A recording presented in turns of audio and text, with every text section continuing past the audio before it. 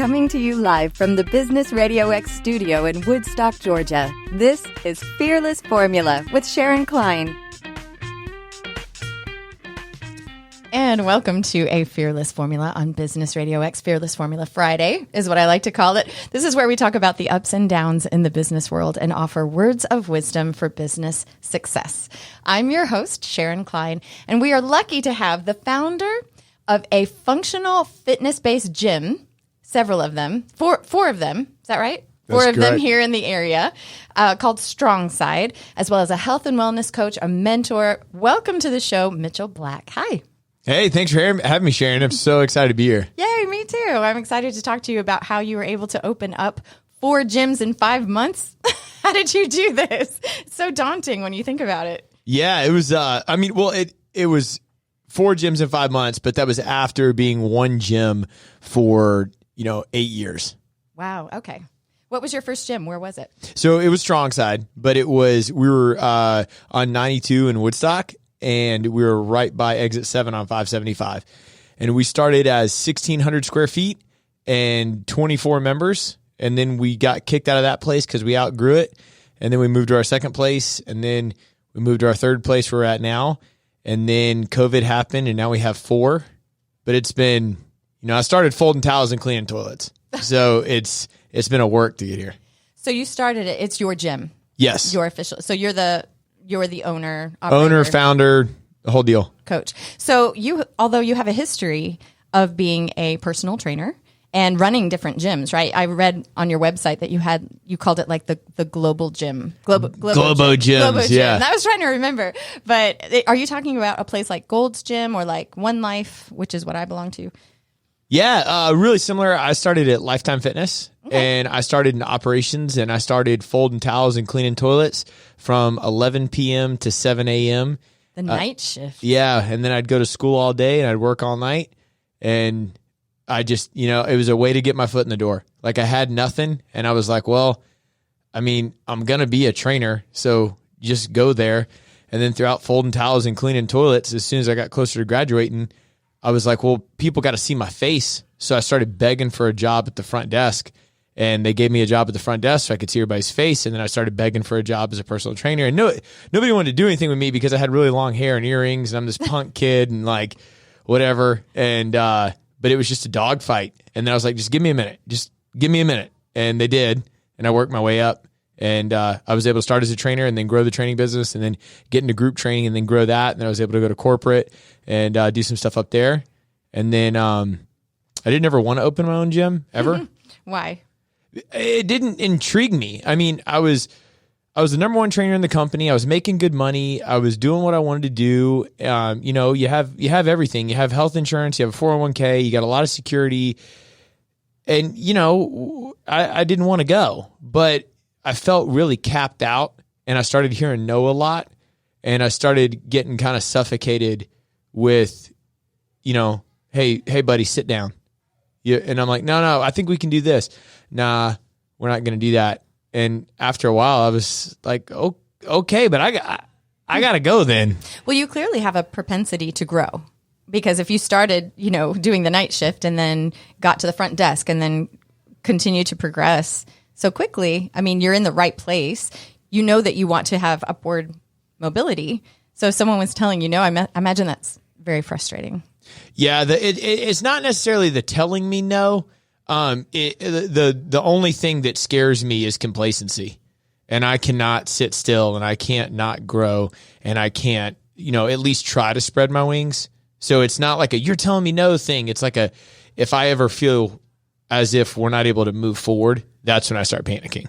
So let's go back a little bit for your history. You studied exercise physiology and nutrition at the National Personal Training Institute. Where is that? It's super cool. So they have a bunch of satellite campuses, and I equated a lot to like DeVry. Okay. Like you go there, you get a degree just in computer science. Yes. But if you decide halfway through, hey, I like art, well, sorry, buddy, you got to start over, right? So it's a really similar thing, and I did accelerated program through there and loved it. Mm-hmm. I graduated high school with a 1.75 GPA and was not supposed to do anything with my life. And I graduated third in my class from there. I loved it. Was it always something you just loved? No. Oh. Yeah. How did you get into it? I assumed you were going to say yes. No. I don't know. How did you get into it? So I weigh less now than when I was 13. When I was 13, I was 5'5". I was 200 pounds. I was miserable, hated everything about myself. And I just, again, maybe, I felt like so suffocated back then. Didn't like exercise, didn't like eating right. My favorite thing was you take chocolate donuts and you put them in the microwave for 5 seconds and heat them up with Saturday morning cartoons and stuff. I mean, that was my life. It's like you're at my house. And I just got fed up, man. And something clicked in your brain? Yeah, I was getting made fun of and bullied at school like terribly. I was sent home from school 3 days in a row crying. And really what happened is this dude that wound up becoming a really good friend of mine, but at the time he was making fun of me every day. And the first day I went home from school crying, and my mom was like, hey, that's terrible. Kids are bad, whatever. And then the second day she was like, okay, all right. And then the third day, she was kind of like, all right, here's the deal, buddy. You can be as big as you want to be, and you can love life and crush it. Or you're just going to come home crying every day, or we're going to do something about it. And I was like, yeah, you're right. And we joined Weight Watchers, and I just needed something. I didn't know where to start. Support from your mom like that. Yeah, super big supporter the whole way through. But when I looked back at why I wanted to start, there's a whole list of things that I didn't have when I was getting started, and a lot of things that people don't have today, like where to get education, where to get support, where to get a community, where to get direction. You're limited by so much. And I made the commitment at 19 years old when I started being a trainer that I was going to dedicate the rest of my life to making sure nobody ever had to feel like I did at 13 feel trapped and feel suffocated. And that's our mission. And you continue to do that every day. Every day. That's it. You were saying right before you came here, what were you doing? You were... we had a webinar today. Okay, so who do you talk to on these webinars? Anybody. So anyone can join your webinar and kind of get information about the gym or... Yeah, whether you're in our gyms, whether you're in our corporate wellness side of our business, or whether you're just, a regular person out there, you can sign up for the webinars. And then some of them have, like today was just a specific topic, but then some of them are in line with, let's say, challenges that we might be doing. It's such an easy way to guide a large group of people. But like today's webinar was called Discover Your Body Type. And I walked you through the 3 different body types that you might be, how to identify that body type, and then how to make changes on dietary supplementation and exercise guidelines to reach your goals. And everybody had a follow along packet. It's all interactive. There's Q&A at the end, and it's really detailed. You leave with like an actual plan. So when you had your job at One Life and you decided that you needed to spread your wings, how did you make that happen? So it was Lifetime. None of it matters what I'm saying. Oh, sorry. Yeah. Lifetime. Did it have the word life in it? Lifetime. Oh, gotcha. Yeah. That's why I said that. Yeah. But so basically I had my classes were getting really, really big, and they were filling up the gymnasiums. And so back up. So I was down here in Georgia. I worked all the gyms down here. They moved me up to corporate, which is in Minnesota. And I worked there for 2 years doing like all the research and development for group training and stuff. And that was cool. But I was like 20 and everybody there was like 45, like it wasn't like a great environment. Learned a lot, but I was like 2 years. I was like, I'm out. So I moved back down here to this Woodstock gym, which at the time was the worst performing club in the company. And I was like, I want that one. That's the one I want. Give it to me. I'm going to flip it. Cause that's what I did is I would go into the underperforming clubs and flip them. I was like, I want that project. I want that title. I want that on my resume. Let's go. And they moved me there and I was able to do it. But I start getting into all this like class stuff, and the classes start getting bigger and bigger and bigger, to the point where you couldn't even work out at the time my class was because we would take all the equipment. It was just crazy. And I had 4 people come to me and start offering me money. And they were like, I'm going to invest in your gym. You need to get out. You need to do your thing. And I'm still in that phase of what I said, like, I don't want that. Like, because in my head, I'm thinking gym. I'm thinking these Lifetimes are $42 million a pop. They're, there's no way I can compete with this. I wasn't thinking what we do now, which is boutique functional fitness. And we'll get there. But, what they were doing is all these people would offer me money, and it was a normal business transaction. I will give you this many dollars for this much percentage. And I'm like, well, dude, I've never had anything my whole life, and I'm really not about to give up something that doesn't exist yet for X percentage. And maybe it's a great deal for other people. It's not a great deal for me. I don't want to do that. So I kind of brushed it off. And then this couple came to me, and they were clients of mine for a while. And they said, here's the deal. we don't want any of your business. You are crushing it. We just want to give you money. You need to be doing this on your own. We're going to do this as an angel investor. We're going to give you a little bit more interest than a bank. I mean, it was high. It was like 12% interest, but I didn't have to go to a bank or whatever. We're going to do a 5-year deal. And then I'm still kind of interested. I wasn't sold yet. And then they said, here's the deal. Our only requirement is that later in life, you have to do this for somebody else. Interesting. And I was like, those are the people I want to be in business with. Pay it forward. Yeah. And that's what they did. And it was, I was like, okay. We went to a Starbucks. They wrote me a check. And I was like, I've never seen that much money before in my life. And so they wrote me a check. I start the gym. We need 36 members just to pay rent. No other bills, just to pay rent, 36 members. 62 people said they were going to come with me and join, but that never happens, right? 24 people signed up. Oh, wow. I needed 36 to pay rent. Lifetime wound up suing me because I was a third of their revenue. So when a third of the revenue, there's 26 trainers and Mitchel Back's doing a third of the revenue. I walked out. So we get in this lawsuit. I have no money because I put it all into StrongSide. So I went back to my investors. I borrowed another $5,000 to hire this lawyer, go into debt even more, right? We wound up winning the lawsuit, whatever. But so there's that. But I basically had like 3 months. So on top of that, it was open in December. In April, I was going to be out of business. And I had to figure out a way to get more members with no money. So because no advertising, no nothing. Yeah. And the only solution that I could come up with was the people. The only solution, I was like, all right, well, I got 24 people. So I can't do anything. But what I can do is I can train these people better than they've ever been trained in their entire life and give them the best service with the best quality, bleed into them and make 24, 25 and make 25, 26. And that's what we did. So did Lifetime not want you to take their members? Is that what the issue was? Yeah. So they accused me of doing two things. They accused me of tracking all these sessions and like, basically for time that hadn't been serviced yet. And it was bogus. It was just a way to come after me. But because I was a manager, I had a manager code and I could go in and I could track multiple sessions in a day. And the way that their systems rung up, I would service a couple hundred people a day because I would teach these classes and they would be in there and I would track the sessions and it would look like, I guess on paper, it would look like you weren't in the gym that day, but I tracked your session. Because I physically couldn't log all the sessions in a day, but I had to log them to get paid. And so there was that. And then they tried to get me for solicitation because what I did is I said, hey, this is just what I'm going to do. End of story. If you choose to interpret that as you would like to come follow me, I can't control that. So it came down to almost like semantics? Yeah. So we had all 24 founding members signed sworn affidavits that they would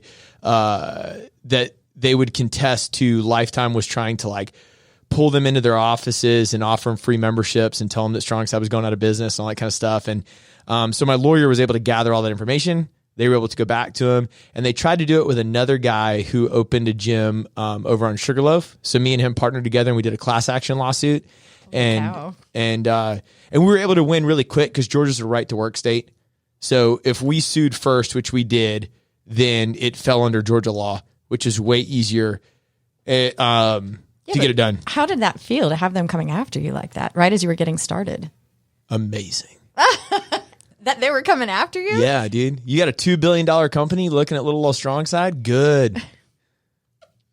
I mean, I don't get up in the morning and think about you, but I'm glad you're getting up in the morning and thinking about me. I suppose it's the best attitude to have when you've got someone coming after you like that. What are you not doing to focus on me? That they're so threatened by you. Because I'm playing offense. So, cool. And then it slowly grew then. Or actually rather quickly, you said. Because you had from December to April to be able to grow your numbers. Yeah, it kind of grew and I only grew it to what I could grow it based on my mentality at the time. Because I went through a phase where, and I think a lot of business owners get in this, you think way too small. I walked into 1,600 square feet, 2 squat racks, and I literally remember this, putting my hands on my hips, looking around and going, this is all we're ever going to need. and then, all of a sudden there's like 20 people in every class and like just, it's freaking crazy. And and it just blew up a lot. But then it got real stagnant. So it went from 24 to like 80, and then it held there for 2 years. And then I met my wife. And my wife's a powerhouse. My wife doesn't work for the business or anything like that, but you want to talk about the best partner, the best pusher, snap my mentality. I owe her everything. Aww. And she got me to think so much bigger and so much of like, you can do this. And then it was like 80 became 180, and then it became 280. And then it became like, I don't even know these people's names. Like, and that's a whole nother, I mean, I know everybody's name now, but like, I mean, it got like, just crazy, like what's possible. And now it's, 250 classes a week. Now it's like, hundreds of members at this gym and hundreds of members at that gym. And like, that's not bragging. I'm just saying, like, you think bigger. Your think has to change. No, I was thinking on your Facebook page, you have thousands of likes. You know what I mean? People who follow you. Well, I think also how important it is to have the right people around you. We talk about this on the show all the time about how important it is to have a support system, but specifically your partner being so supportive of you. It's such a testament to having the right energy to kind of move you forward. Yeah, you get trapped around the wrong people.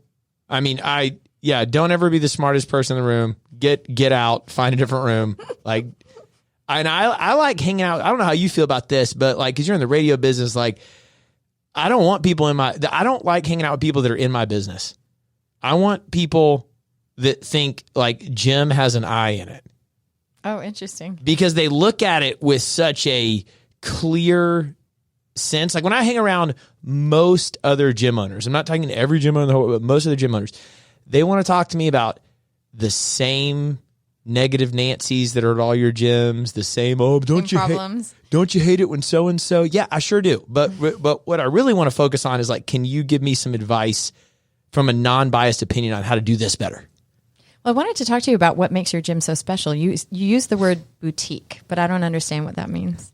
Yeah. So when most people think gym, what they think is, I wish I made up the term Globo Gym. That's from the movie Dodgeball. Back in the day. But I've never heard it. I beat it to death like it's mine. But that's the big mega gyms, and that's what people think. Basically, when you think gym, what you think is I'm going to go rent fitness equipment, and that's fine if that's what you want to do. But those are your big box gyms. I'm going to pay $30 a month. I'm going to go in there. Nobody's ever going to call me if I don't show up, and I want to use this stuff and whatever. And what I realized, like I did the math. When I worked for Lifetime, I was like, okay, this gym has 13,000 members. It has 200 pieces of cardio equipment. It has 1,500 towels, 6 washers, and 12 dryers. It has 4 lanes of a pool. I said, if people use this thing, it's going to go out of business. Like it's not made to support the people that it has. And then you have somebody like Planet Fitness. The Planet Fitness business model is so smart because here's what they did is they said it's $10 a month. You need to get in, whatever. We're going to offer it to a whole bunch of people. And then they said, okay, we'll make it really hard to cancel. We'll make it really low. It's easy to get in. But then they took it a step further and they said, if the people who use the gym, what do? The people who use the gym, they use chalk, they use barbells, they use kettlebells, they do squats. Great. So what we'll do is we say you can't do any of that here. No squats, no deadlifts, no grunting, no chalk, no nothing, no kettlebells. You cannot do that here. So they take, the real metrics are that less than 12% of people actually use their gym membership. So you have 88% of people that will buy the gym membership and then not use it. That's kind of a depressing statistic. And then if you take the other 12% that are interested and you take away their equipment, then you have like 100% of the people that aren't ever going to come to the gym. So that's just like, that's just how the model works. I mean, I don't know. I don't think they set up in their corporate offices and hope nobody comes to the gym. I'm just saying that's how the model works. Those are the real numbers, whatever. And then you have on the other end, you have like studios, like one-on-one training and stuff like that. And that's super private. And if that's what you want, a trainer rents a space, they do whatever, and you sign up for that. It's a couple $100 a month. You get your sessions, whatever. StrongSide is definitely right there in the middle. Is we build these boutique-esque studios. And these gyms, these boutique spaces, they're 4,000 to 5,000 square feet. Everybody who joins the gym gets a subscription, and that subscription allows them to come to as many classes as they want at any location they want, at any time they want. We offer 3 main classes, our 60-minute class, 45-minute class, and our yoga class. And they're all different offerings, right? And then that member can come to the gym and utilize those classes any way they want. However, what makes us different is our focus on community.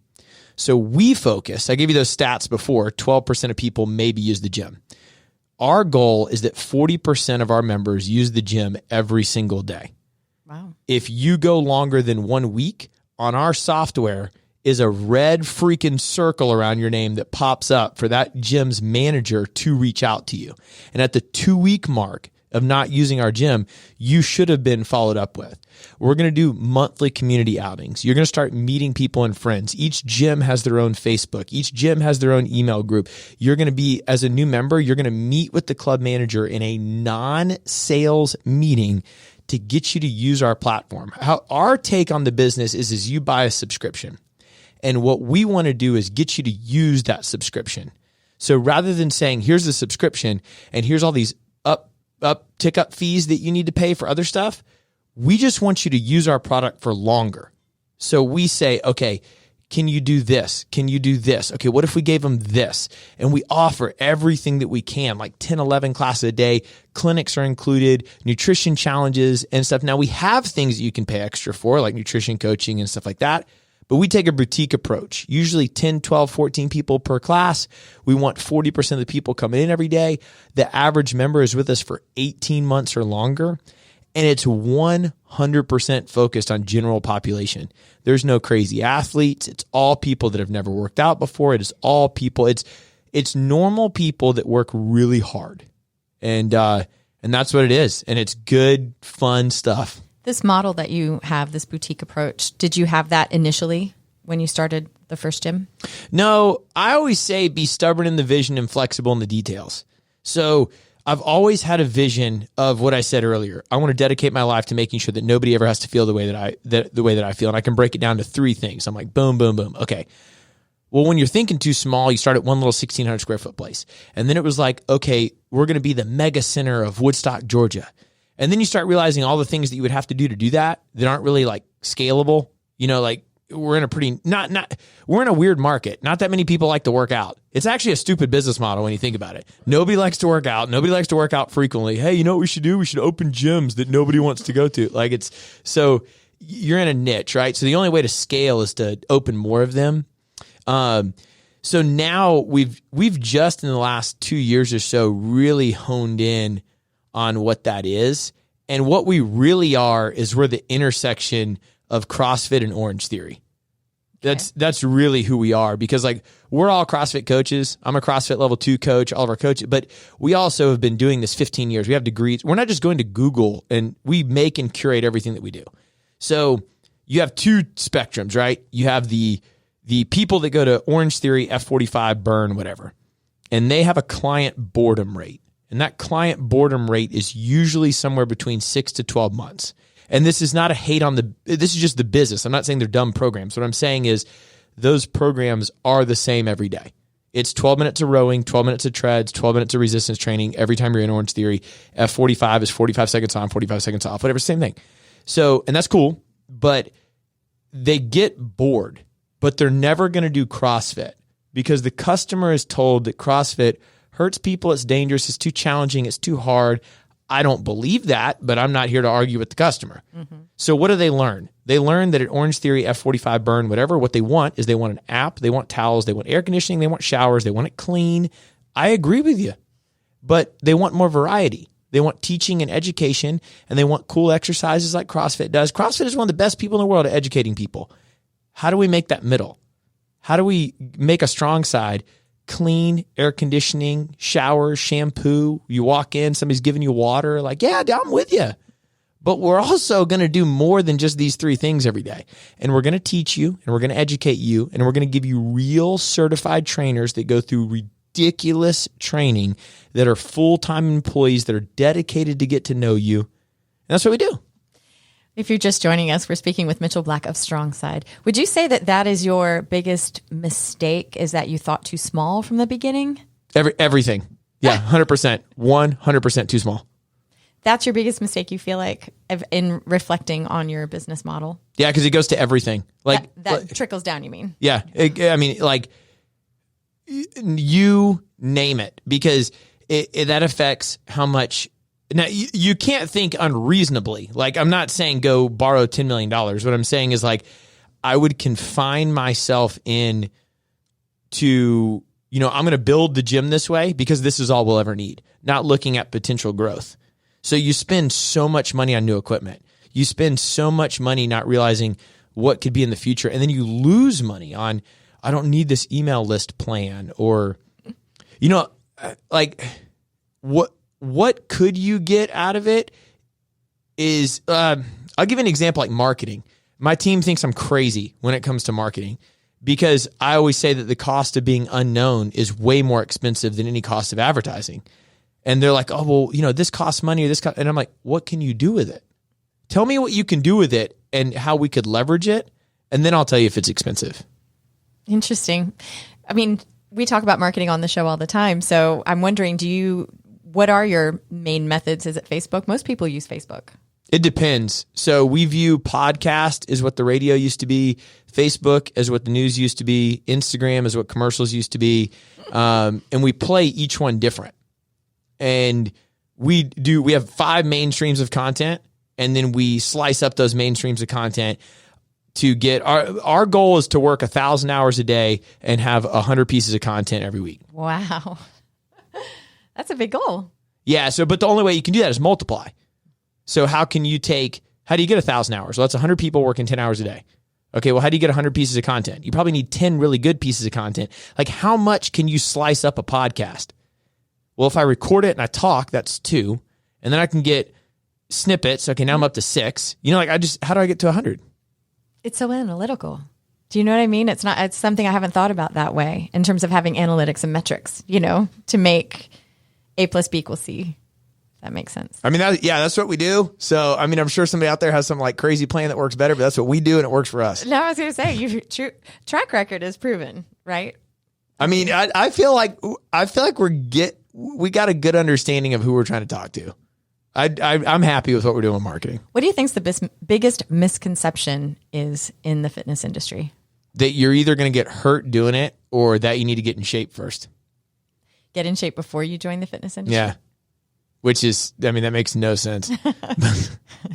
I mean, that's not new. I remember starting as a trainer. People like, well, let me get in shape first and then I'll sign up with you. And I'm like, that's my job.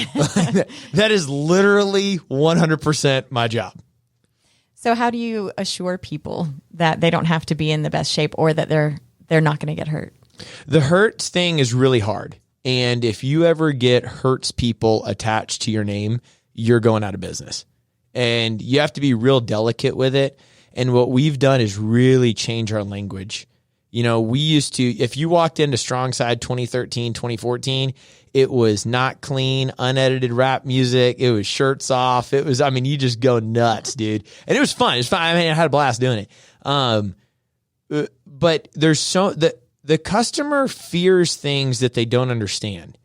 And what you're trying to do is neutralize their anxiety by elevating their levels of certainty. So when you do things like describe an exercise in a way that is using terms that they don't understand, or it's not visually appealing because they're looking at an ad or a video of something that they can't do, or you're putting people in these ads that, you're as the gym owner trying to show off like you're really attractive clients, that yet ain't nobody want to see that. Like, it's who's the most relatable and how are you talking to people? So it's you can't go to people and say you're not going to get hurt doing this. You have to really, really just embed the story. You got to be kind. You have to be assuring. I remember being young and saying, "Oh, what are you talking about? Look at all these people over here. They're not hurt. That ain't how it works." Like, you really have to just kind of hold their hand and guide them.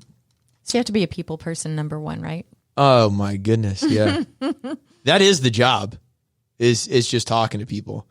And then the second part of your question, get in shape first. I find that comes from insecurity. So you're just trying to like meet people where they're at. And I truly mean it. At StrongSide, everyone's welcome and everyone's equal. The first person that has an ego can leave. Like, get out. You will hurt our business more than you will grow it, because the people that are out of shape are the people that build our business. So our competition is the couch. It's not another gym. So we're always competing with laziness. We're competing with Instagram. And it's not about how can we make you throw up. It's how can I just make you want to come back tomorrow? I don't care what you do today. I just need you to come back tomorrow. Have you ever had to ask someone leave the gym? Yeah. No. Yeah. How does that go? Not fun. I've had to do it 3 times. Jeez. Yeah. But you know what? You're protective of your business. So I can imagine you get to fire people too, that are paying. It's so dumb. It's like the whole, I don't even know. Like it's dumb. I've done it. I've done it 3 times. I did it once the wrong way. And we have a great relationship today, and I really appreciate her. And I know she's listening to this, and I appreciate her. That was the wrong way. And 2, the right way. And what I mean the right way was truly toxic to the culture. And it's just, you're not happy. I'm not happy. My coaches aren't happy.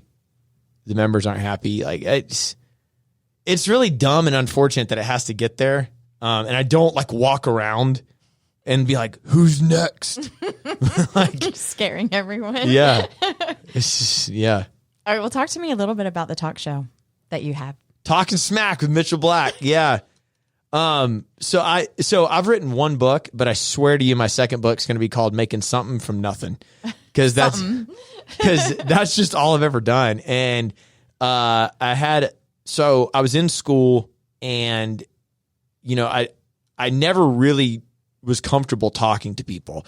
And my cousin at the time happened to manage this radio show, and he was like, I know you need to talk to people. I'm sure being a trainer, you got to get out there. It was really helpful because I had to curate information, but he said, I'll give you a spot. And obviously it wasn't a very big radio show, but he said, I'll give you a shot. And he let people call in and ask questions. And it was, I got an hour once a week talking smack with Mitchel Back on Radio Jefferson. Did you love it? I really did. Yeah. I mean, and it taught me a lot of how to communicate in a flowing way, because my first session doing it, I mean, I typed everything out. And I could, there'd be a recording, and I would go back to the recording and listen to it. And it was just me reading a book. I'm like, why am I doing this? And then as the weeks went by, I started getting more flow with it. And that really helped me learn how to talk to people. Because especially in the fitness space, and it's true for most other spaces too, the person doesn't really care about what I'm saying. They care about how I'm saying it. How you're making them feel. Yeah, and it's not, they're not shopping trainers being like, which one is going to have me go through the best mesocycle of training to that's on you as the trainer to make sure you know what you're doing and give integrity in your job. To make people feel comfortable is extremely hard. And that's what I learned out of that. And when people call in and ask you some crazy question, how are you supposed to answer that? Do you wish you were doing it now? I mean, I know you have a podcast you talked about. What's your podcast? So our podcast is called the Live Well Podcast, and I'm a guest on it. I don't run it, but I try to be a guest on there 1 or 2 times a month. But it's a really interesting take. As of now, we're closing in on 100 episodes. As of now, we've never had a non-member on the podcast. So our theme is cool story within the community, and I don't think we're going to take the podcast and be all over America. It's kind of just a neat way for our community to hone in with each other. Yeah, but don't think small now. See, there I go again. There I go. No, I would love to. I really love this stuff. Just talking to people, hanging out with people. Trying to make their lives better. Yeah. There's something very noble about that. It's all for other people. It has to be done in a very selfless way. Well, how did you survive the pandemic? How did it affect you? Oh, dude, that was rough. I'm just so the positive is never let a good crisis go to waste. So the long answer to a short question is that in 2000, so I started as a trainer in May of 2008, and the economy crashed in September. That's right. And I remember being at Lifetime, and I was this will answer your question. But at the time I had 22 clients. They were paying $85 a session. They were training 3 to 4 times a week. So on the average client ticket rate was like $1,100 a month. I'm 18 years old, making $108,000 a year. I came from growing up on like food stamps, literally, and having my phone turned off and like nothing, right? So I'm balling beyond my wildest dreams for, 4 months. And then the economy crashed. And it was phone call after phone call after phone call of just, oh my God, I can't do this, because they're all in the banking industry and all this kind of stuff. I mean, I've never seen more black Amexes in my life. But all those people, but yeah, but all these people were getting affected, right? So the day the economy crashed, I'm looking up like at all the TVs in Lifetime and everybody's just standing there. I'm 18. I didn't even know what an economy was. I just knew that nobody was on those treadmills. Everybody's looking at the TV and just phone call after phone call. And I said, whoa, wait a minute. What's going on here? Nobody's saying they don't want to do it anymore. They're just saying they can't afford it. So I said, okay, instead of making a lot of money on a few amount of people, 22 clients, I'm just going to make a little bit of money on a whole bunch of people. So how about I charge all of you and your friends $150 a month and we start doing boot camps and I get you with like 7 or 8 of your friends. I don't lose any money, cost you a lot less. 150 compared to 1,100 is a lot better. Let's just do that. All right. So and then that was a weather storm, like whatever. When I saw 2020, if you were able to take the virus out of it, so you just strip any emotion ties to it and look at it as just the business, it taught me 2 things. And the first thing was I looked right back at 2008 and I said, dude, a lot of people came out of there billionaires. And I remember watching that happen. And I said, whenever that happens again, I want my piece. And when I saw that happen, I said, the market is going to constrict so hard. Everybody's going to pull in. Everybody's going to be scared.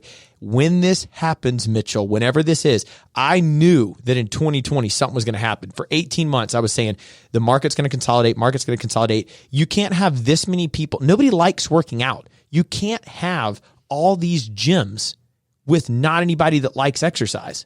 It's not made to survive. You're all floating on fake cash right now. So I was like, it's going to constrict. Now, I didn't know it was going to be a virus, but that happened. Everybody pulls in. And I pulled our team in and I said, look, here's the deal. If this doesn't work for you, it doesn't work for you. If you need to leave, totally cool. I got it. But we're going to lean in harder than we've ever leaned. And this is going to be the biggest opportunity of our lifetime. They shut us down and my wife was like, what does this mean for us? And I said, it means you're not going to see me much for the next 6 months. I'm going to go into a hole harder than I've ever gone into a hole. And we're going to figure this thing out. I don't know what it looks like, but I do know this. We will make it through. The question is, what are you going to look like on the other side?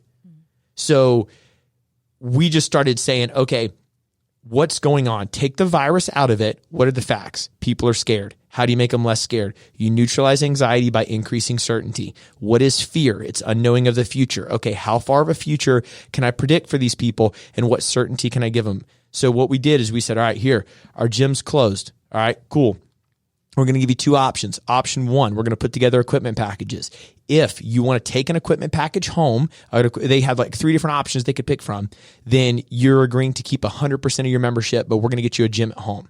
If you don't take any equipment, we're going to give you 40% off, so you pay 60%. However, we're going to offer 5 workout classes streamed per day. I didn't know anything about Zoom. Nothing. Wow. And I'm just YouTubing everything, ordering everything. And I told our team, I was like, look, this gym is now a 5,000 square foot media production facility. You need to imagine that it never reopens. We are running 5 classes a day. We're doing we were the first that I ever knew of to do a virtual 5K. We sent people race packets. We sent them t-shirts. We developed a hashtag, the fitness never stops. My hand was like broken. I wrote handwritten cards to every single member. Wow. And we just mailed them. Just boom, boom, boom. And I was like, connect. We we viewed StrongSide as a news network. And we said, if you tune into this news network, what shows would you get? And we put, it was like Power Players where I had a guest on every Wednesday. I had a Monday, Wednesday, Friday show. Then we had 5 workouts a day. We had yoga that you could tune into. We partnered with the city where they would do this Amped in the Park thing. We did it digitally. And I'm just like going. I mean, just going nuts as hard as we could. And we tried to get as much online as we could, but we couldn't lean too far because I knew that when we reopened, I mean, all that happened within like 6 weeks. Like, it was crazy. Wow. But I knew that when we reopened, I said, human nature is not going to change 100%. I'm not saying that digital is not going to be the way of the future. I'm just saying that just because COVID happened 6 weeks later, you can't say that 100% of your clients are going to work out online for the rest of their life. So I saw everybody pivoting into like digital only platforms and $50,000 on an app. And I was like, way too early. The market's not even primed to be comfortable working out online. That's what happened to Peloton. Whole nother story there. But so we reopen. And our plan of reopening, and this is pivoting into the second thing that I learned. Our plan reopening was we were going to do Monday, Wednesday, Friday online and Tuesday, Thursday in gym, because that's what the quote world was telling me to do. And we said, hey, if you want to keep your equipment, you can keep it. If you want to bring it back, bring it back. 100% of people brought it back. Interesting. And I was like, holy crap, Yeah. plan B. We can't support this. They don't even want to work out at home. So we reopened. We did it in a normal way. I'm not saying it was like, chest slaps and sweat everywhere. We did it like in a normal, appropriate way. But we brought everybody back in the gym, which had me realize thing number 2. And the second thing I learned is how dangerous being small is. So when COVID shut everybody down, before I get there, to close out number 1, because I didn't even tell you what I learned in number 1, is that when we reopened, like it just went like straight up. And it was never let a good opportunity go to waste. And it was like an L-shaped recovery. We grew 36% in revenue in 2020. And it really taught us how to increase people's level of certainty. Fast forward into 2023, what we're learning is it's all about making the customer feel certain, make them feel comfortable over and over and over again. We learned that in a very accelerated level in 2020. And now we get to carry that into 2023 because most of our clientele who's really overweight and really unhappy is uncertain, is scared, doesn't even know where to start. They probably wanted to lose weight 40 pounds ago. They're just like, I don't even know what to do. And that was a gift. And we got to learn 6 years of stuff in 6 weeks. Then the danger of being small. So when everything was shut down, LA Fitness does not own a single one of their locations. They're all build-to-suits. LA Fitness sent a letter to every landlord and said, this is an act of God. We are not going to pay you rent. You can sue us if you want to, but we're a really large company and we're going to fight you. Lifetime owns all of their locations. And they sent a letter to their bank and they said, we're going to refinance all of our mortgages, which means we're going to have 30 days of no payment. And then we're going to go ahead and do another 30 days too. So it's going to give us 60 days to figure this whole thing out. And we're going to refinance at a lower interest rate. Done. Little old StrongSide over here calls their landlord and said, hey, the world just shut down. What are we doing? Landlord says nothing. And by the way, I didn't get a PPP loan. So the first loan was taken up. I got a little bit of money after. So they did 2 rounds. The first round I got nothing because they classified a small business under 500 people and like all the Marriotts and all this kind of stuff that are under 500, they took all the, whatever. So who cares? I don't really care. I want to write my own check. I didn't want any money anyways, but I just tried to get it. And then they did a second round and I got a little bit way after we were open. So I'm like, I'll tell you that I got it a little bit, but I didn't get it when I needed it. So they shut us down. I called landlord. Hey, we're not doing anything. Rent's due on the 1st. The best we can do is you don't pay for 3 months, but then you have to pay it back. It's something like bull crap, right? And I was like, dude, if this ever happens again, I need to be huge. Because let me tell you how much, if I owed somebody $100 million, they would call me. And they would be like, Hi, Mr. Black. I just want to are you okay? I want to make sure that everything's cool with you. I know COVID's hard. Is there anything that we could do to take care of you? And I was like, I'm too small. I'm too small. I don't owe anybody money. I don't have enough liability. They don't care.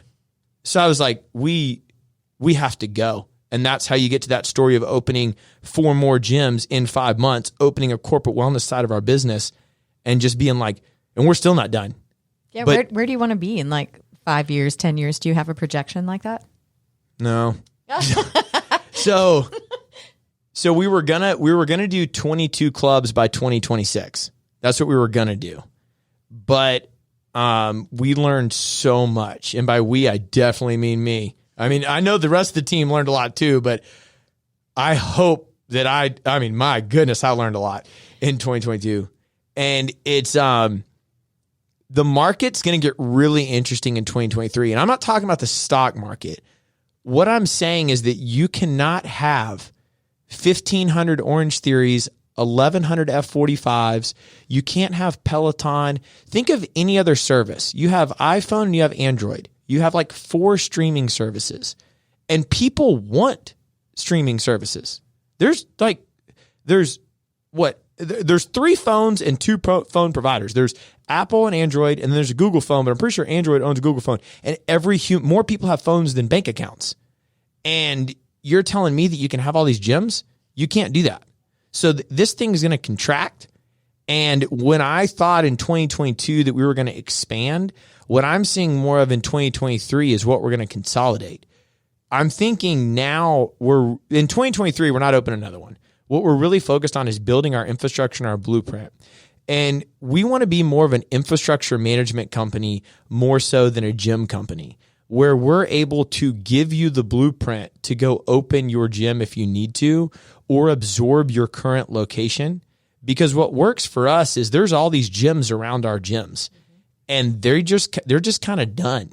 And we want to do business with these gym owners that have been trying for 8-10 years to build their business, but just haven't been able to, or maybe they're tired now, or, now they have kids and they're looking for some type of support. They're tired of paying $20,000 a month in rent and they don't want to deal with employees and whatever. Cool. Come on our ship and let's just rock and roll. So it's like franchising kind of.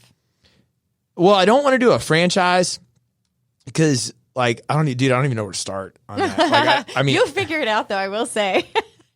Yeah, that's something I don't know. And maybe somebody listening will have advice because of what we do. So this is just my 2 cents. I don't have an answer for it. This is because I get asked to franchise all the time. We don't have a cookie cutter teach this today.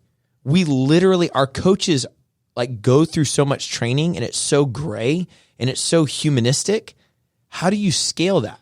Me personally, I'm just that is the question. Well, you can't replicate yourself. So you'd have to find people that have the same sort of mentality that you do, I guess. So we've done that. I don't coach at all.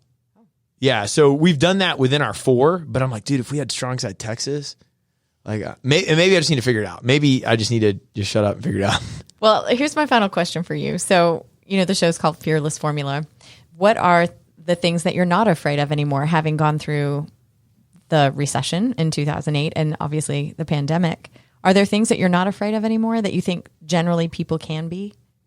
Change. Not even anything you want to change right now, we can change. And it freaks people out. But change does it. So the first thing you have to do is define who you are, what your culture is, what you stand for. That can never change. But the idea that the way you do things today has to be done that way in the future. I mean, all the way down to you walk in our gym right now, each gym has 23 barbells, 22, 23 barbells. If an article came out tomorrow that said barbells cause cancer and we had to sell the barbells, our business would live. It's not built around a thing. So we change and we fluctuate all the time. And as long as you can have change with reason and vision, and I'm explaining guardrails. You can't be, delirious and just change this and change that and nothing actually gets done. What I'm saying is reading the market, making changes that are in line with the market of what your prediction is going to be, but never being adverse to change. Just change all the time, just in line with your values. I guess that's important though, because the notion of change, if you don't really know who you are, change could mean everything, could be too broad. Yeah, if you don't know who you are, and that's one thing we did a couple of years ago that was extremely important. We developed 24 fundamentals. We took those fundamentals and we put them in 4 different categories for people to identify with, and we've just pushed out. You'll hear me say the same story over and over again. I was 5'5", I was 200 pounds, I was 13 years old. This is where I started making this change. StrongSide started here, 24 members. They need to resonate with that, and they have to understand that. From the top down, bottom up, however you want to describe it, it is we are here to make people better. Your fundamentals are consistent. Yes. It never, ever changes. It just looks like, if you talk, you'll meet members over the past 5 years. Oh, remember when we used to do that? Remember when we used to do that? I'm like, yeah, remember when people used to like that? Now they like this. Like, it's okay. Well, if anyone wanted to get in touch with you, how can they do that? We're all over Facebook, Instagram, Twitter, YouTube. I mean, just Google StrongSide and it'll bring you up. But then on any of the platforms, it's either StrongSide or Train StrongSide. And we'll get back to you immediately. We don't have any bots in our system, which is something that I'm really, really, I don't know if we're going to live there forever, but I'm really happy with it right now. And we will contact you faster than a bot. Well, Mitchel Back, thank you so much for coming by Cherokee Business Radio X. I really appreciate the time, and it's very inspiring to hear someone so passionate about their work and aligning themselves, kind of being congruent with themselves and their business model. It's inspiring. Hey, I appreciate you. Thanks for having me. I know you've had some of our members, actually, Josh Bagby, on the show, and that's how I got hooked up with you guys. And you guys do such a great thing. I was doing some research on you too, and it's super, super cool. I didn't know it was live. So everyone that I've listened to, I didn't know they were actually live. So that's cool. Did it make you nervous? You were good. No, it's just like, okay, we're going. Yeah, that's how we roll here at Business Radio X. I love it. Thank you all for listening to Fearless Formula on Business Radio X. And again, this is Sharon Klein reminding you that with knowledge and understanding, we can all have our own fearless formula. Have a great day.